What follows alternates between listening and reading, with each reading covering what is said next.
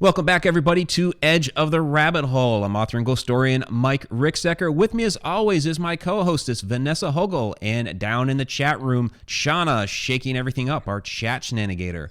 We have a fantastic show coming up for you tonight. Our final show of the year is Alexandra Holzer, who just closed out the Holzer Files first season. She is a fantastic woman. She's a psychic paranormal investigator, a fantastic author, and just had a very successful first run of the Holzer Files. And real quick, I want to share this story before we get into the show, Alex.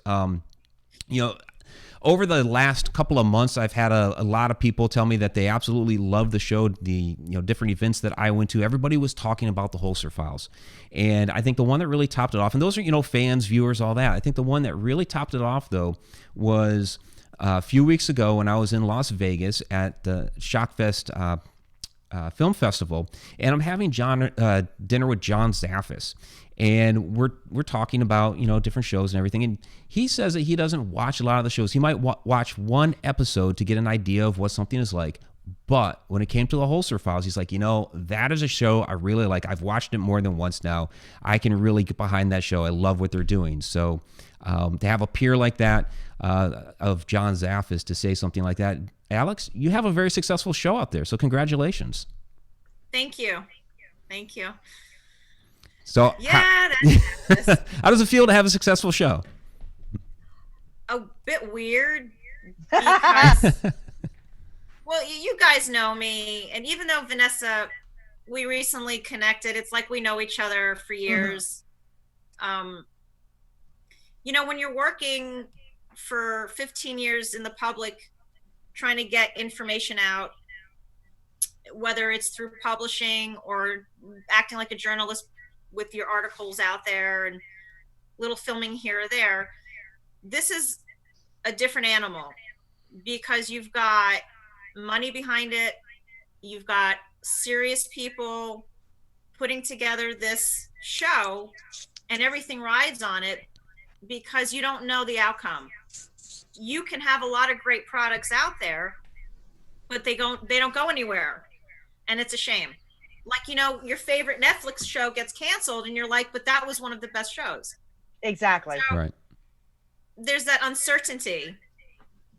Well, and this is such a fickle field to begin with, that there is absolutely no way to know which way it's going to ebb and flow. People that like this algorithm of a show might not like this algorithm of a show, and just how they do things. And so it's a crapshoot. Yeah. No matter how you do it, it's you got as good a chance in Vegas. I mean, you really do. But you've done exceptionally well. I would say, I hope for the next season that we have more of you on it. Oh. Absolutely. Yes. Yeah, I mean, we definitely love you, and I really enjoy the old snippets, the clips of your father and the trance medium. So everything Holzer related, I really enjoy about the show. Well, yes. Bless you for that, and not bless your heart. Bless your heart. Your yeah. neck. I need That's right. I'm a fast learner. Yes, you That's are. right. I love you guys for that. I don't know what's going to happen. I would love to participate more if it's asked of me, but it's not going to make or break my goals or passions moving into 2020. This is a great project to get Dad's work out there and to introduce people to a bit of who I am. And we go from there. And everything else, part of it is historical and finding out what's going on today versus 50 years ago. Mm-hmm. So I think there's a lot of moving parts for the show, and I'm one part of that. So we'll see what happens. If we continue on, who knows? Hey, Alex, real quick, do you have the volume to your computer on? Where the hell is it? Okay. Oh, I have no idea, but there is a little feedback. So I'm like hearing you twice.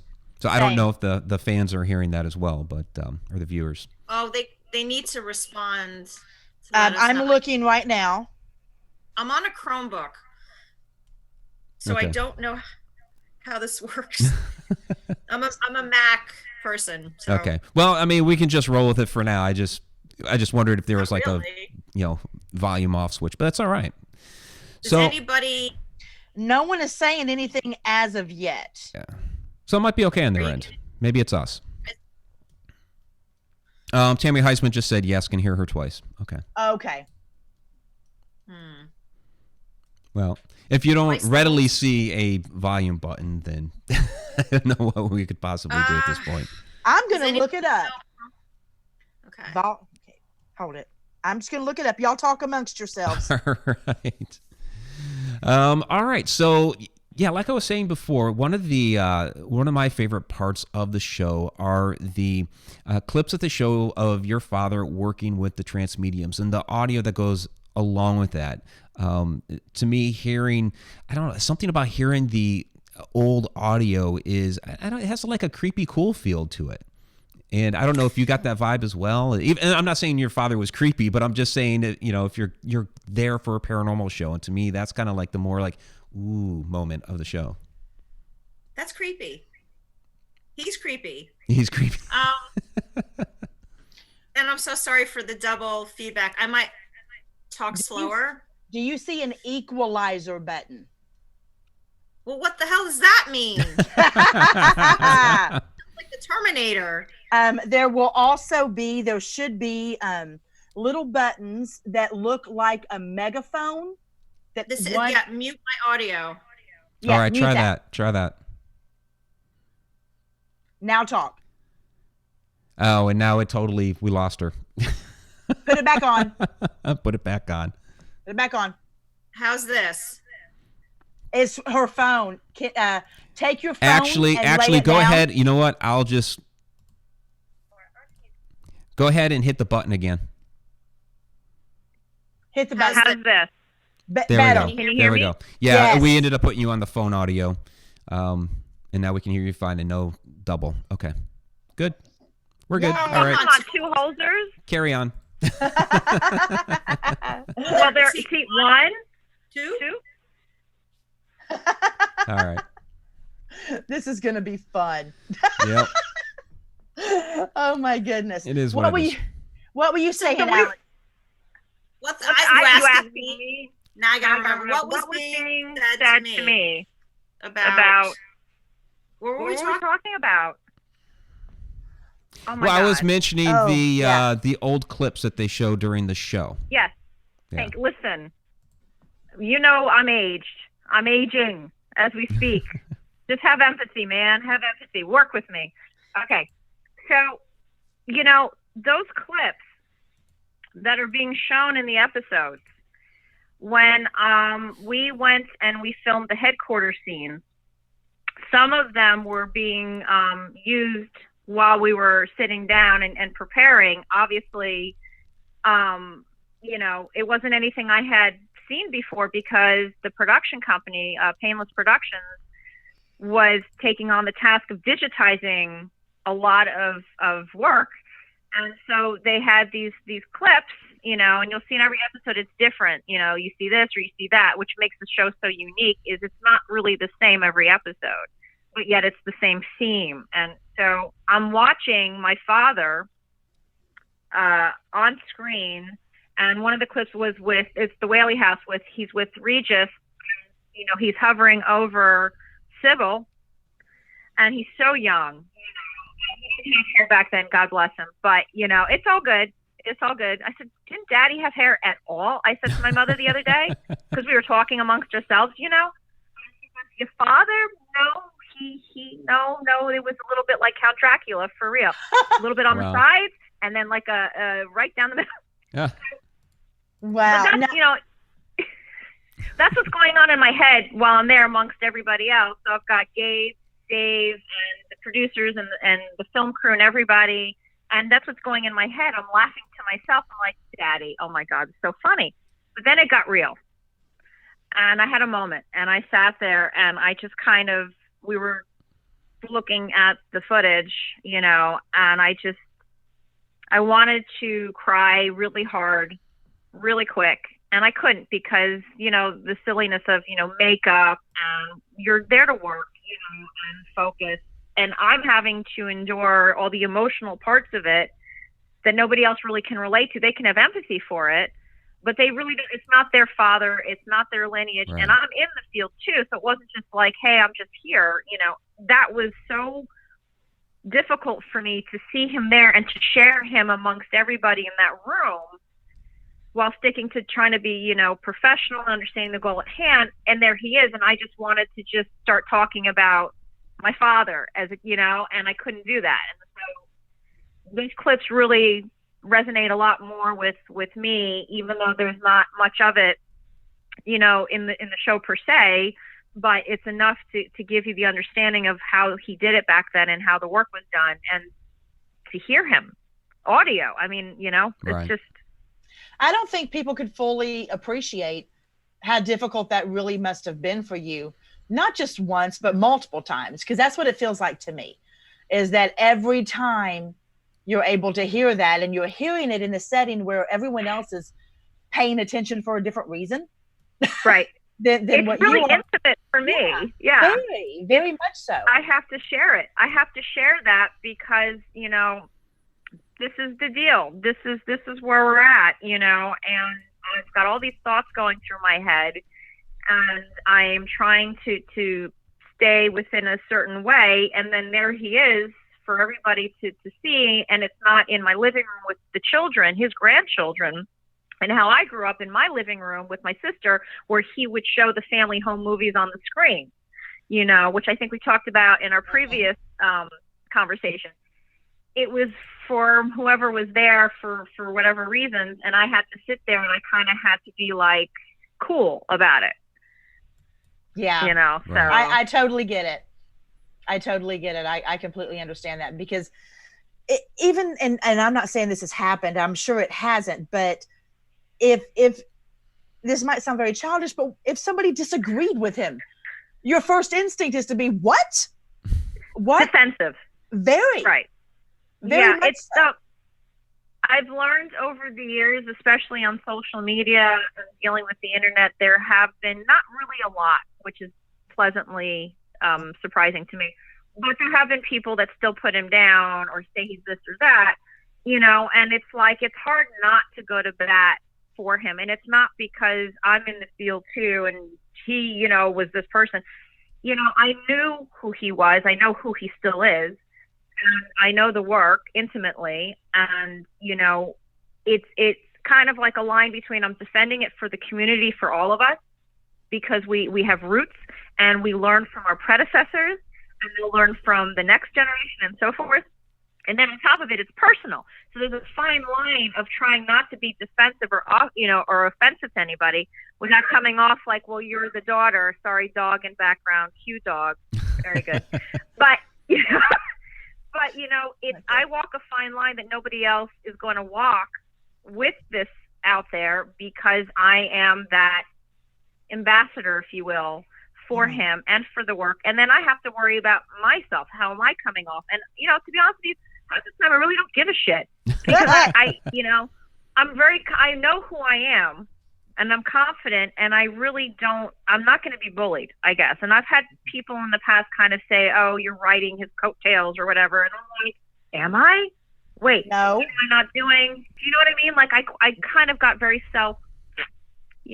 Yeah, no, I totally understand it. I mean, yes, you do have a wonderful pedigree, absolutely. But, if you've mentioned a couple times here now that, you are involved with the paranormal field. And I think that's something that doesn't really transfer onto the show, is that, the show shows you as the daughter of Hans.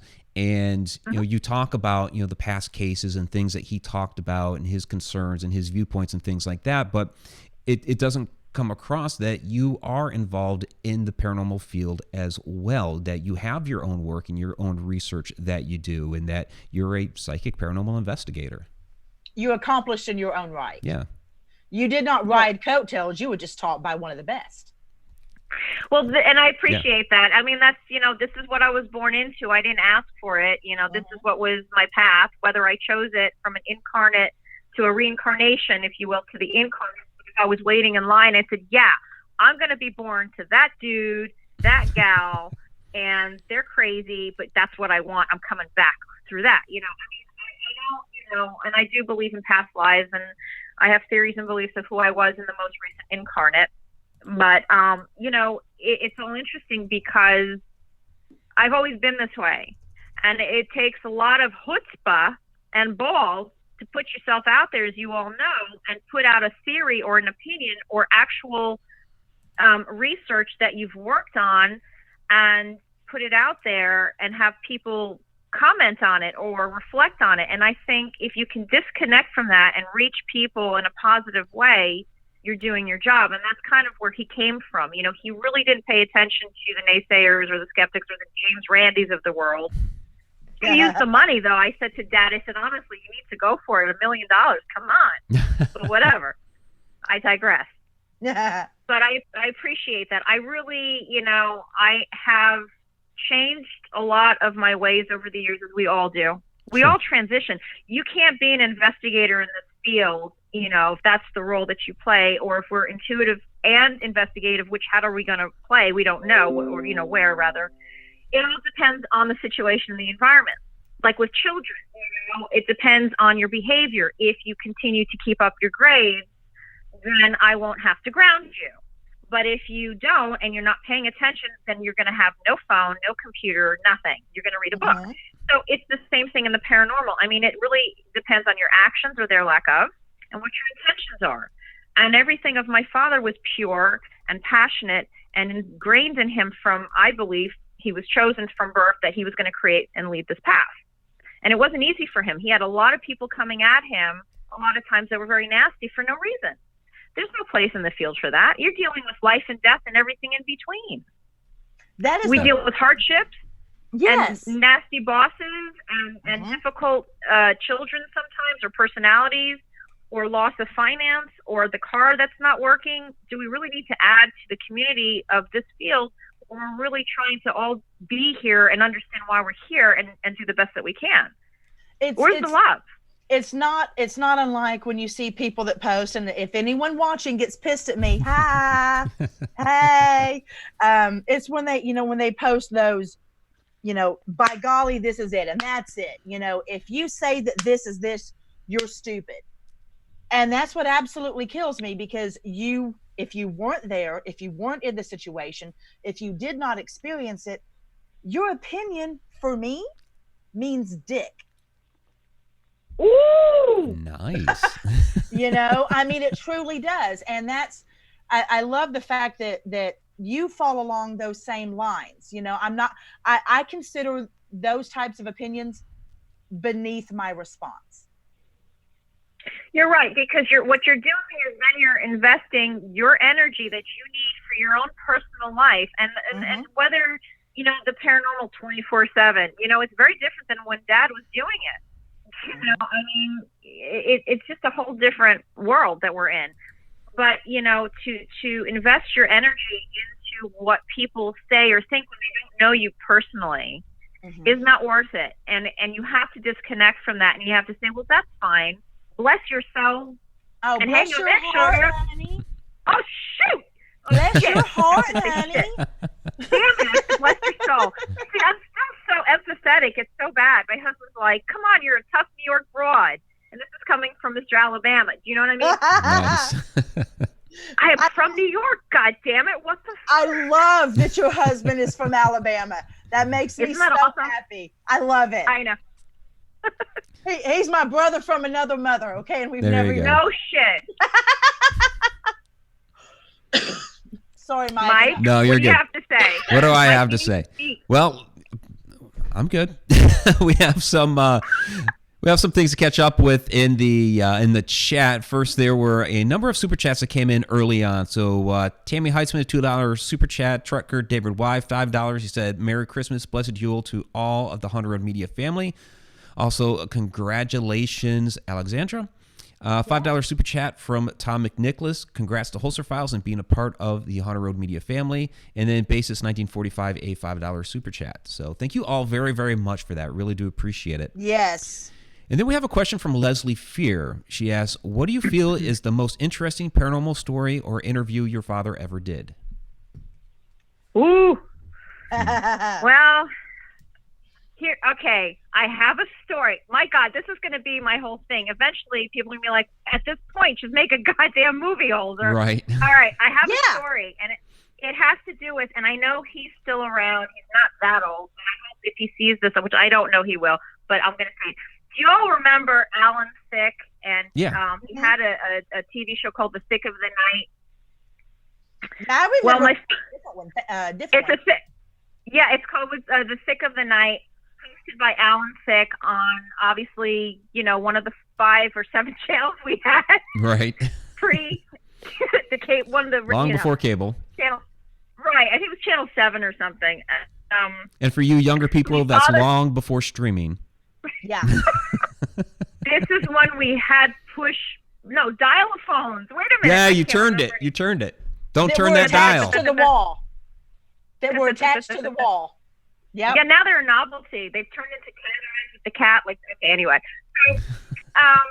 So my father, and he had a lot of interviews. He did Johnny Carson, obviously Regis with Kathy Lee, but he did a lot. I mean, Carson, my God.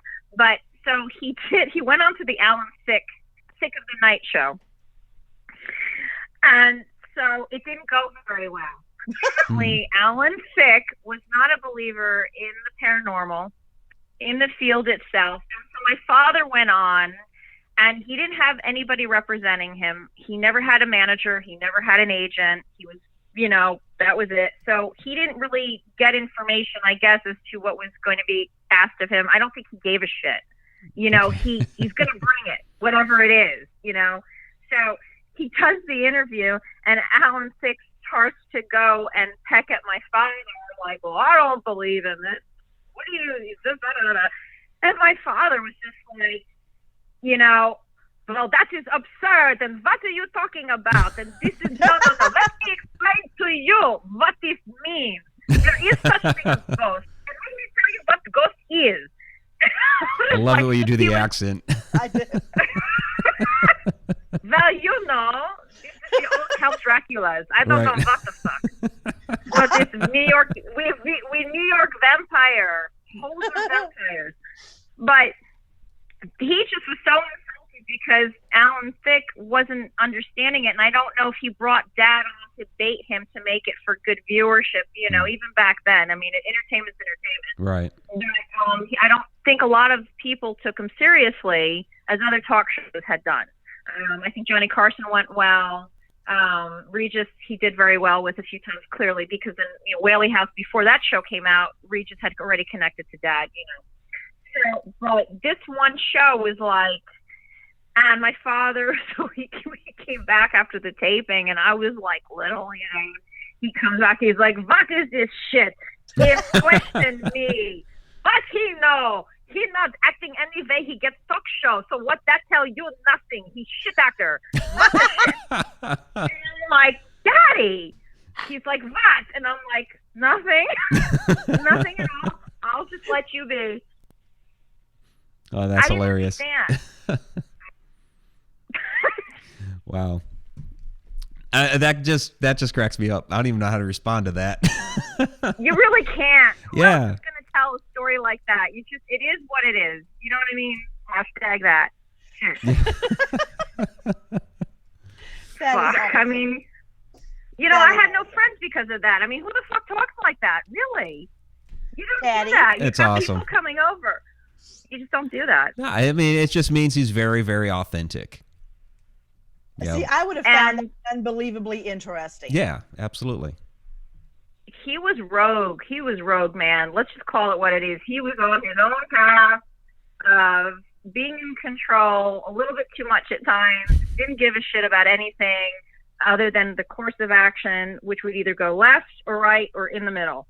And anything around it, he would either be interested in or say, you're full of shit, go. Like when he would test the psychics that would come over the house, I could hear some of the ladies were like, ugh. And leave. You know, I'm like, what? The Zener card session didn't go well, honey? I don't know. What for me?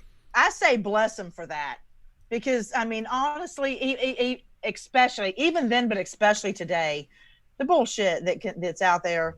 You know what? When somebody dimes somebody out or calls them out when they're obviously being fake, I do a little dance and I applaud in my living room. You know, it's and it's really that's when you say bless your heart. Bless your heart, love. Bless your heart. Bless your heart. Because to me, anybody that does what you and I do should be okay being questioned.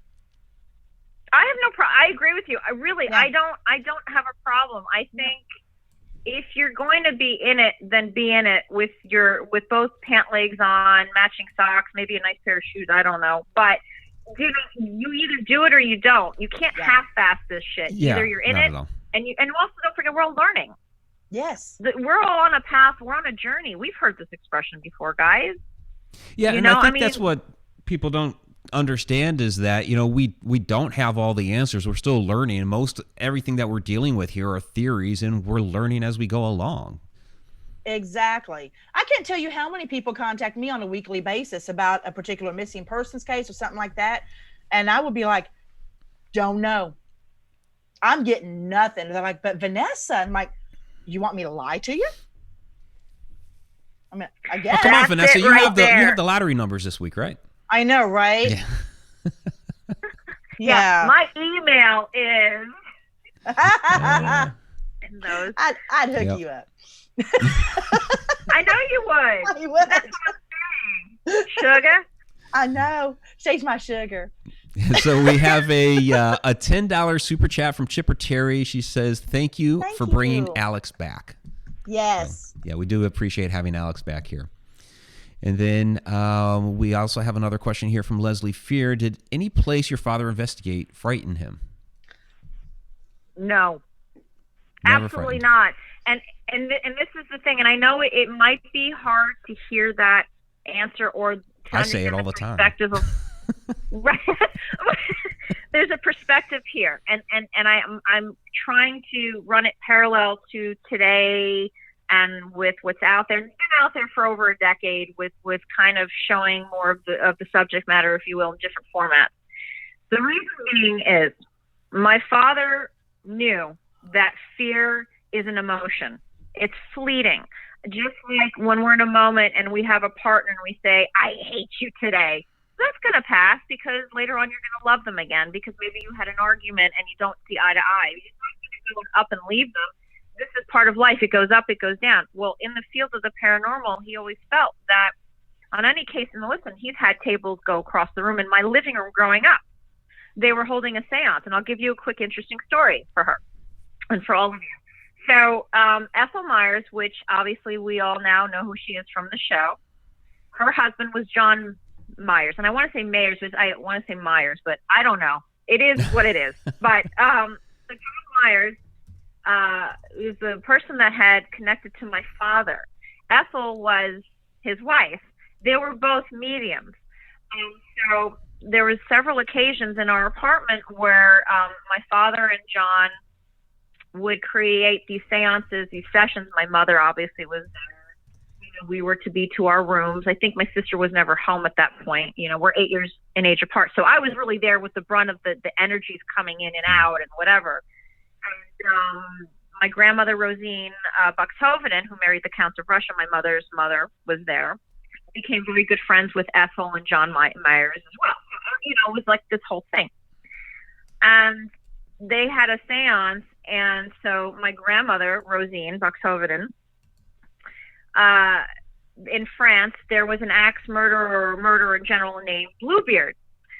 So she thought, wouldn't it be interesting to try to contact Bluebeard? So this wasn't just about seeing who was around, like what we do today with Ouija or talking boards over the years, like a specific thing. She was going after a specific entity, per se, but she wasn't sure if she should ask about it, so she decided not to, right? So they begin the session. Everything's cleared. And you've got John and Ethel, mother, grandmother, father. There might have been somebody else, maybe an actor, who knows, it was quirky. And they're holding the seance. And they said if anybody would like to contact us, please come through. Now, this is back in the day. No internet, no nothing, Right. no horror films to that degree. And what comes through that the Myers are picking up, and then my grandmother, who was very psychic, was Bluebeard. So Bluebeard comes through the session, and everybody's like, okay, we're going to ask the session to end and ask you to leave. And the table started shaking, and it went, and all their hands went like this, and the thing went against the radiator, against the window of our living room. So this was the Normandy building in Manhattan, which takes up 2 blocks.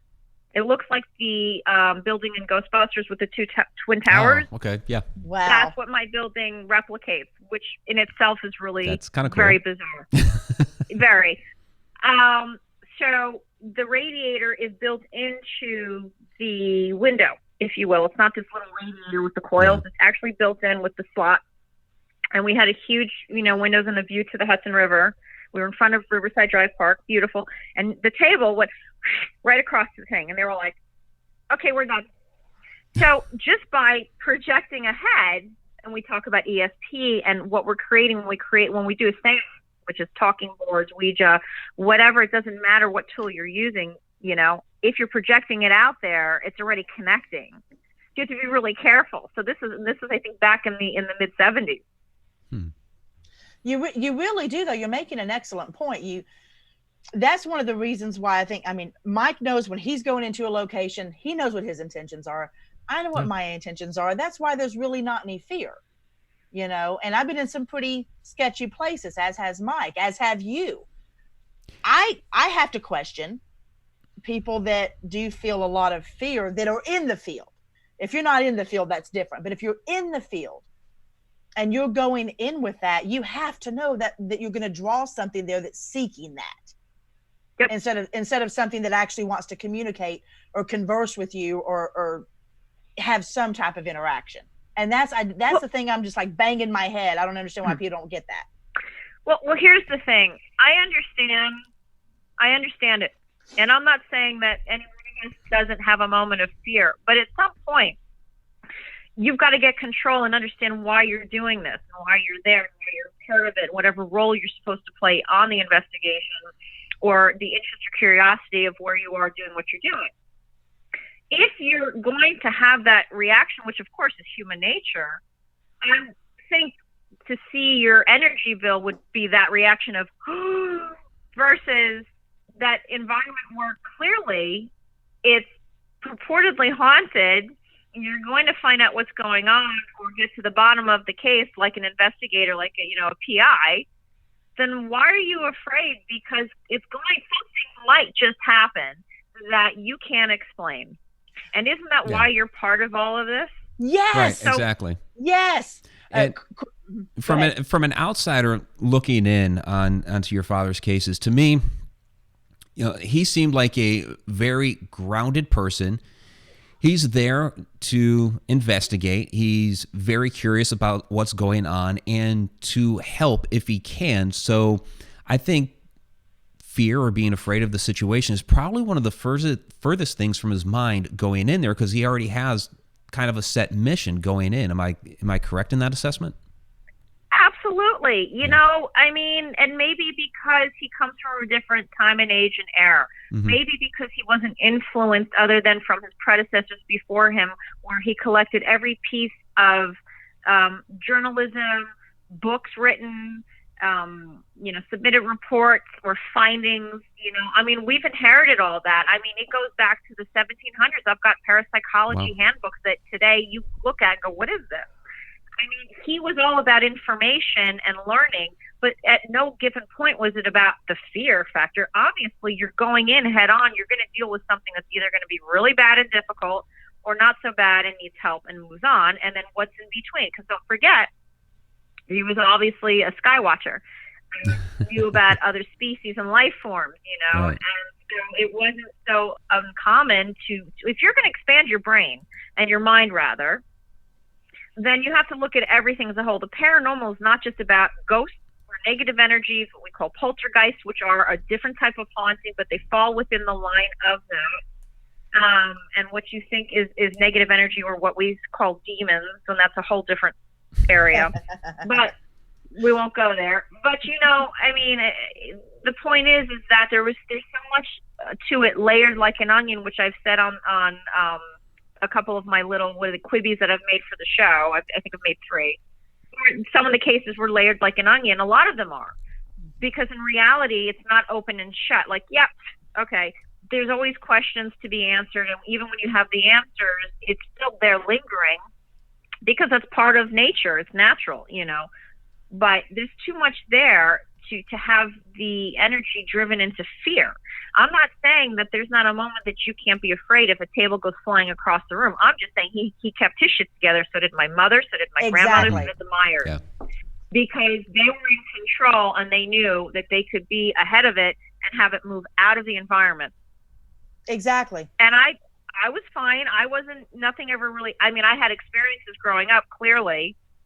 That's another show in itself. So whatever, But we do have a quick question here from Alina, and she asked, how old were you when you started finding out about the paranormal, and how did you react to it? And I'm guessing it was just a part of your everyday life from day one.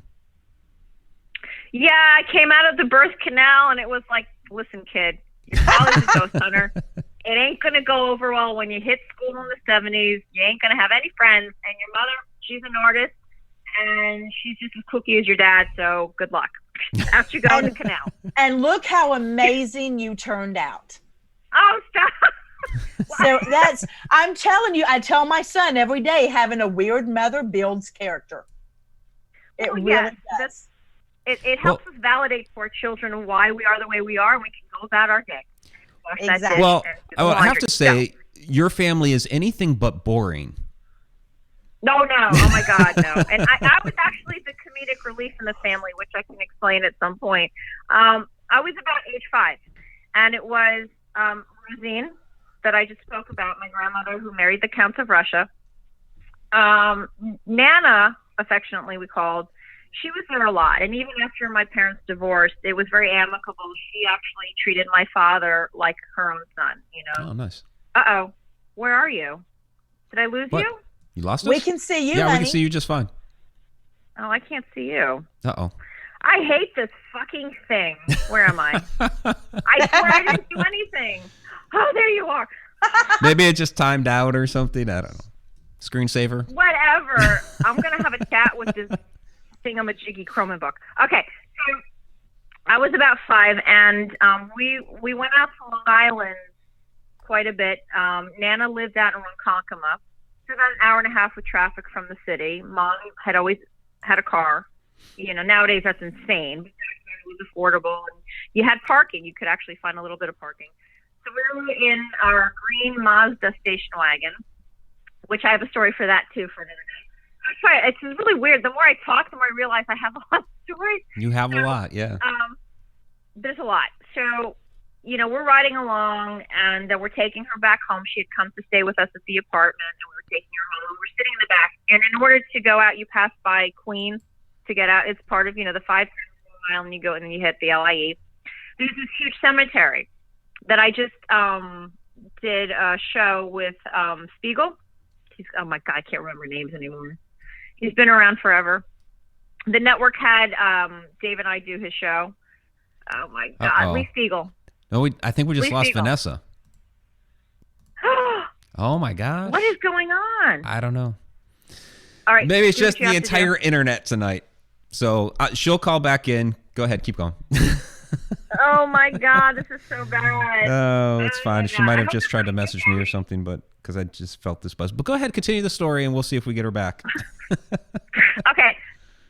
So I had told this to Lee Spiegel because the network had arranged Dave and I to do an interview. There she is. There she is. Now she's on the bottom. My computer totally froze and then kicked me off. I wonder, listen, I'm not saying nothing for nothing, but I wonder if my father's doing something here. I don't know. Maybe he's mad at me. I didn't. He might be messing around. I don't know. I mean, Alex, even from before you connected with us, I was having all kinds of issues here. And then when you connected, we're having issues there. And now these. Right. But it's these all couple of things. connected because Yeah. we were doing this today anyway. So Right. it's all freaking connected. So somebody doesn't want us to connect. Well, We're still here. So I was saying, yeah. yes, we are. So F you around us. Okay. So we're of the living. We have some control. That's right.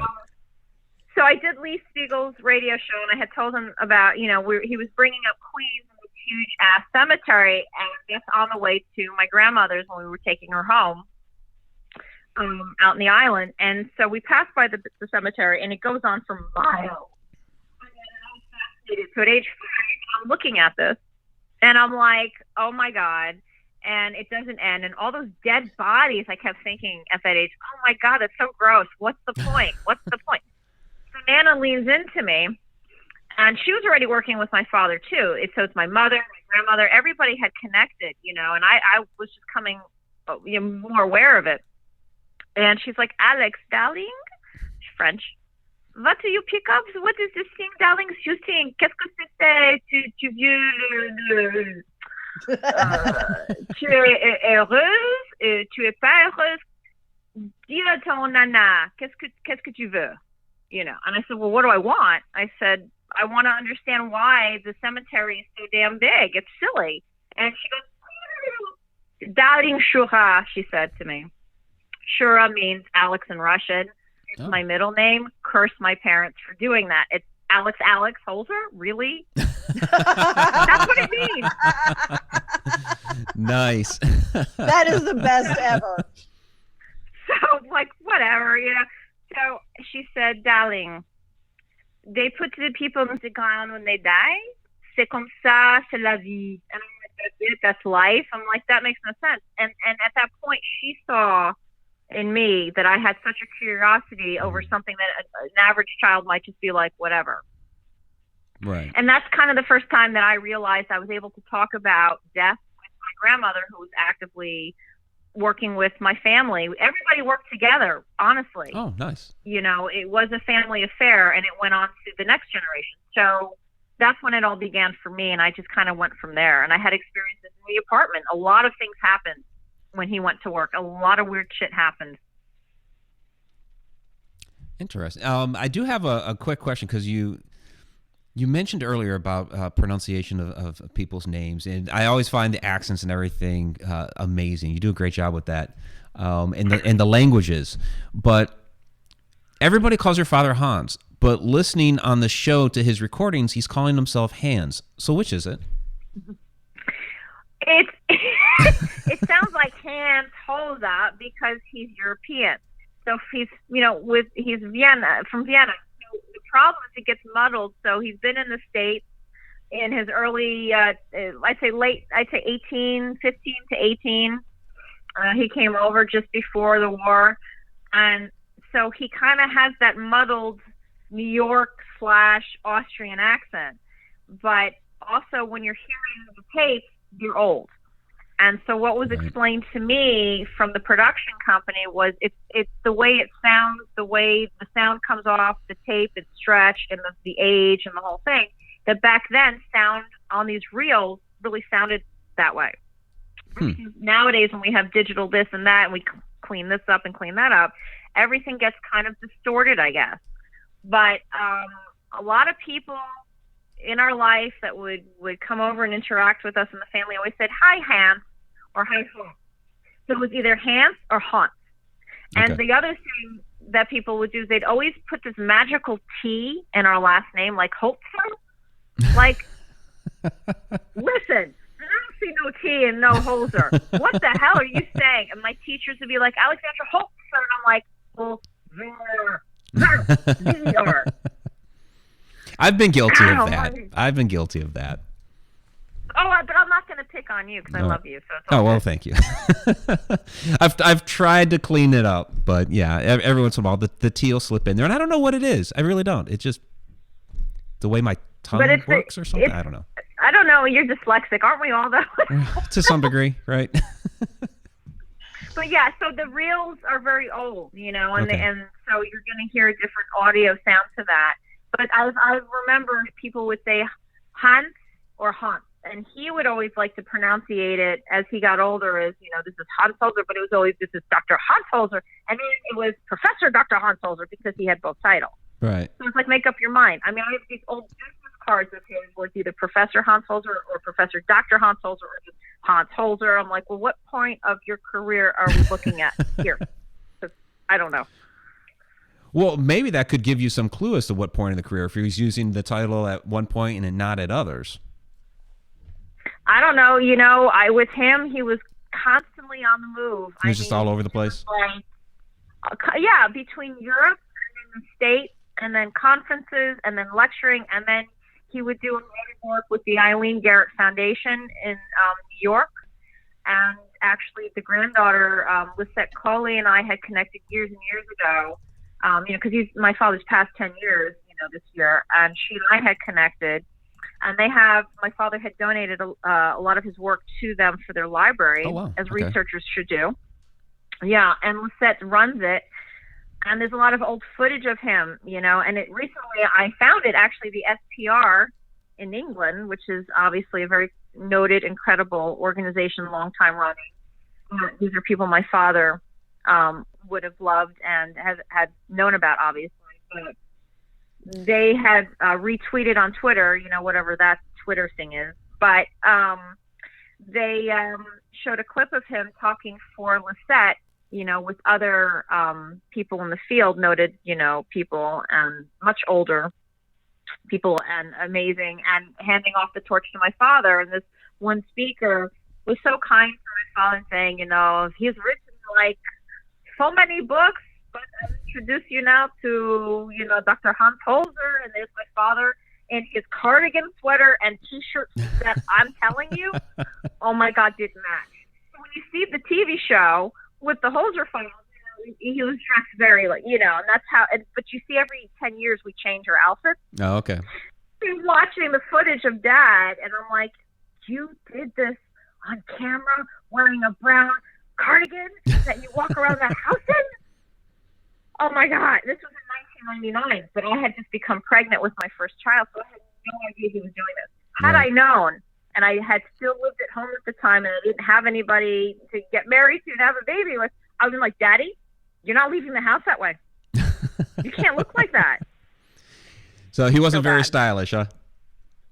He didn't give a shit. He didn't give a shit. Listen, he wore blue with black and maybe brown. And I'm like, Daddy, could you pick one and then work with that? You know what I mean? He didn't care. My father when he went out, he dressed appropriately. He always wore a trench coat. He must have had in his closet. I used to actually, as a child, play with the trench coats. I used to hide in each one. Cool.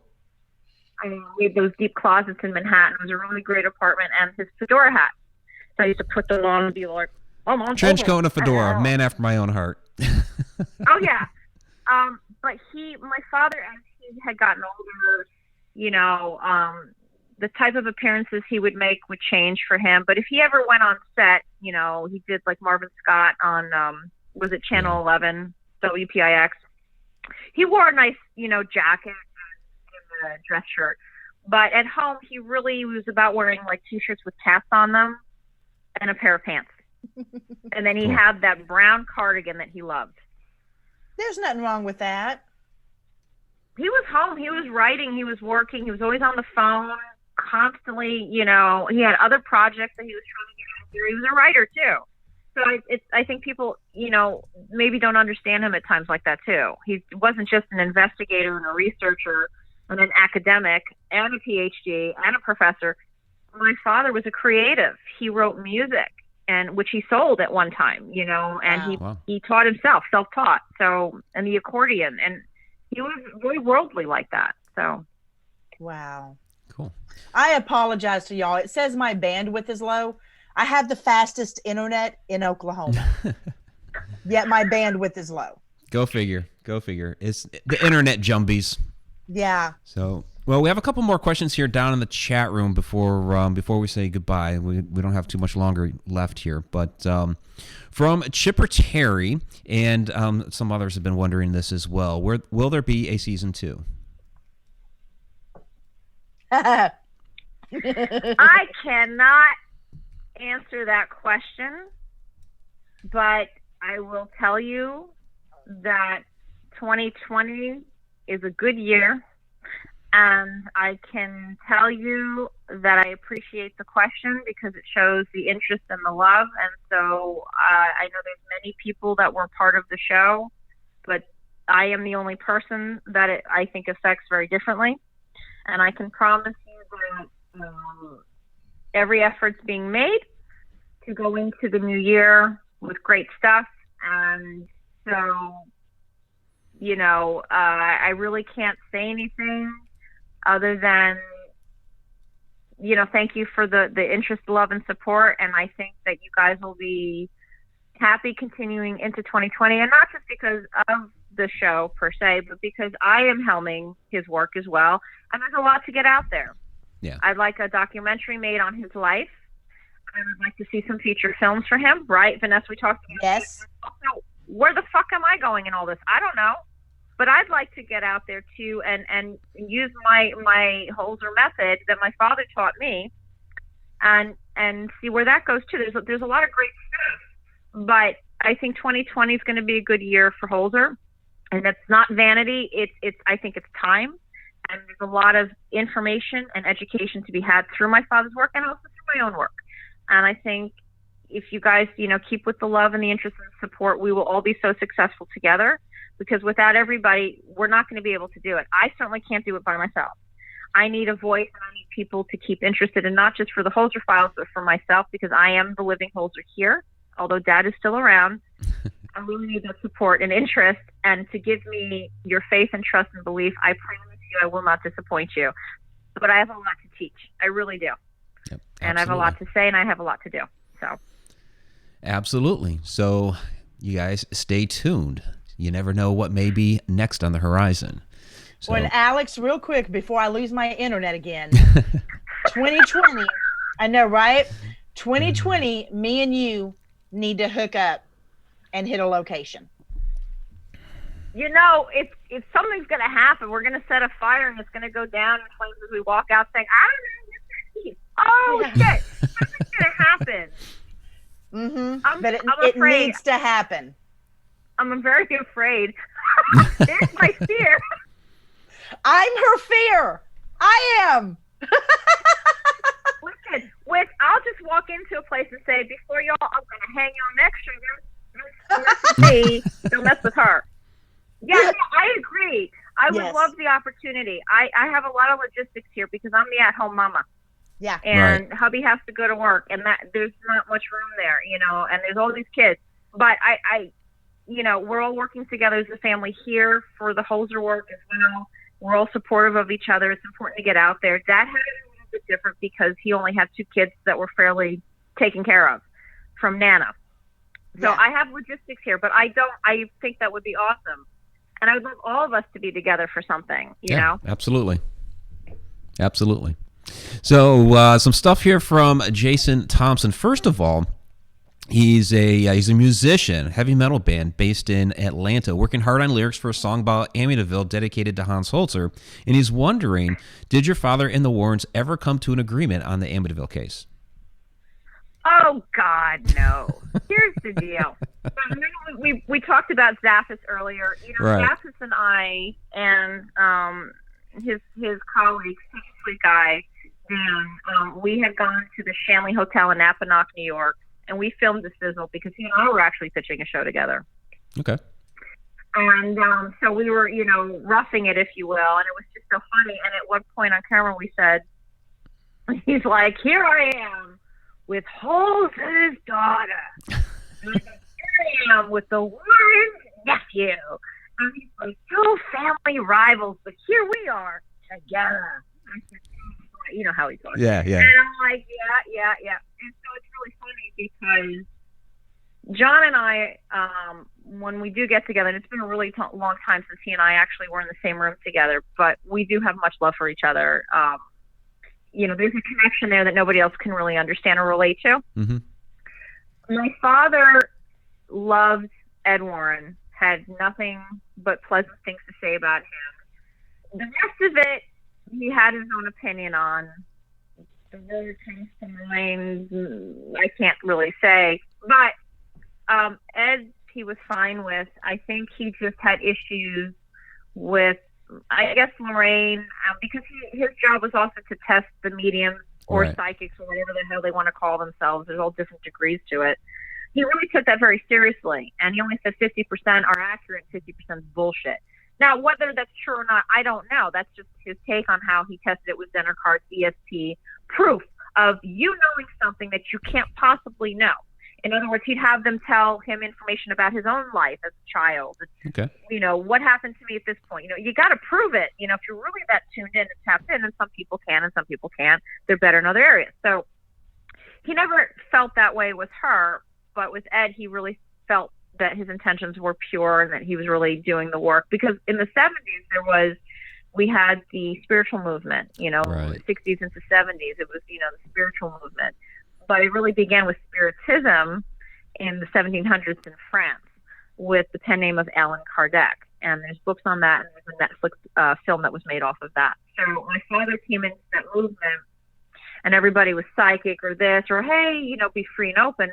But when it came to the woman, you know, it wasn't the same kind of work. And, you know, he came out actually in the 40s before. He was Right.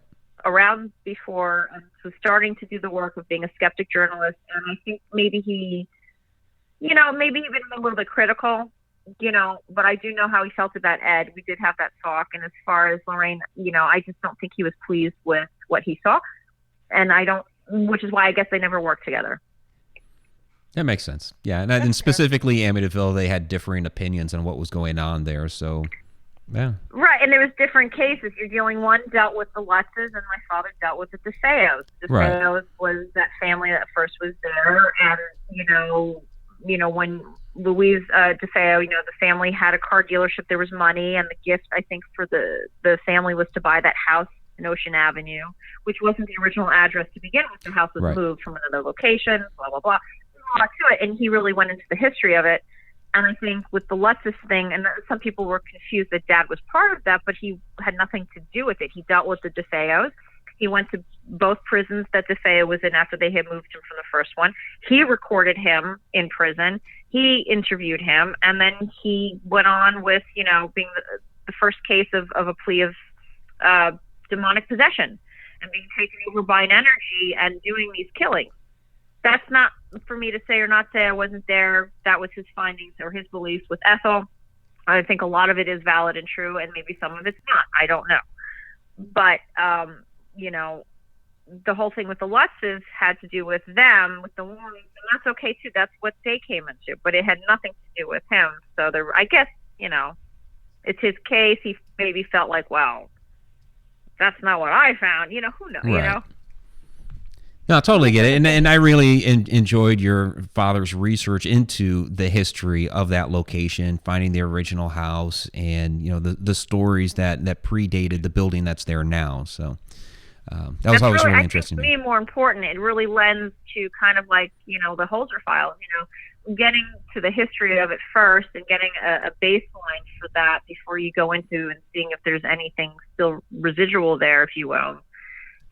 The storytelling of it is the history. We all are making history as we speak now, so it's kind of relative and cyclical to our existence here, if you will. Yeah, and we never really got into it pertaining to the show. I really enjoyed the episodes in which you guys really broke down the history and, you know, we're kind of uncovering the original nuggets of the legends. Like Ocean-born Mary is like that story kind of got turned up on its head, you know, and I remember reading that in Yankee Ghosts.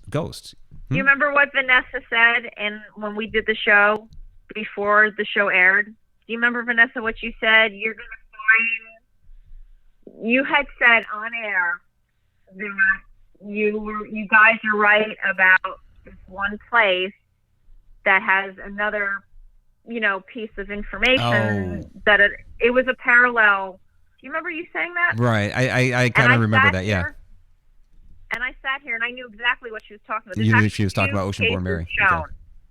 There's two, but it was the Ocean-born Mary that came to my head, which is ESP, because I knew exactly what she was talking about. There was two cases similar to that, but this one really stood out, and I knew exactly what she was picking up on. And there was no way in hell that she could have known that. Right. That's how fantastic she is. Me? And that's another thing in this field. Yes, no. The woman behind you. I couldn't hear you at first. I froze. Your internet sucks. It does tonight.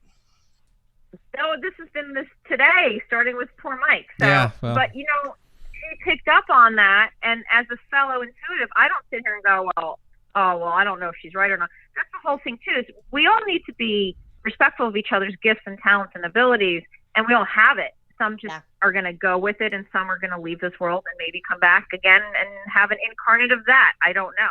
But I was floored by it because I knew exactly what she was talking about, and the show hadn't even aired yet with that, and I knew, oh my God, she's picking up on this one case because it's split in two, and I can't say shit about it because I can't say shit about it. So if I was right on... Uh-oh. That was a big we lost her. But she froze. She froze. At least she kind of has a smile on her face. Like, hey. She looks great. And I froze again, so I have no fucking idea what just happened. But you froze in a good pose, so it's all good. Yeah. I can't even. Oh my God. Yeah. So I'm just saying, your daddy told me what you're going to be doing. So, and I told you. And this is genuine, and I believe it because I heard it and I connected with it. If somebody was to tell this to me from another source and be like, oh yeah, I heard from him, this is what he said, and I'm not feeling that connection, and I'm trying to tap in myself to validate it. I'm not trying to poo-poo it at first, but I really need to validate it. Right. Do you know what I mean? I can't just take it for face value because you said my father's name and oh, you spoke to him. There are people that might connect to him. There are people that probably won't, because I'm connecting to him a lot more at times where I'm just like, oh my God. But what she said was so on point and defined. I knew exactly where it was going. Mm-hmm. And I can't prove it, but it happened and it was real, and the show hadn't even aired yet. And if you look at that episode and you go back to the show that we had just done and you hear what she said and you go watch the episode, you're going to see that correlation. And we lost her. Poor Vanessa. I know. Okay. Well, we are at our hour mark anyway, so we're going to go ahead and wrap it up. So please let everybody know how they can find you, where they can find out any coming up or any information about anything coming up with you, and where they can find you. Leave me alone. Go away. At least let you have the holidays, right? There she is. She's back. Well, whatever. Yay, because I'm leaving, so now you're coming. I'm going. What is this? I don't know. That's my Yiddish. That's Yiddish. You like it? Oh, is it? She came again. in frozen. It's not a good one. Oh my God. This is so bad.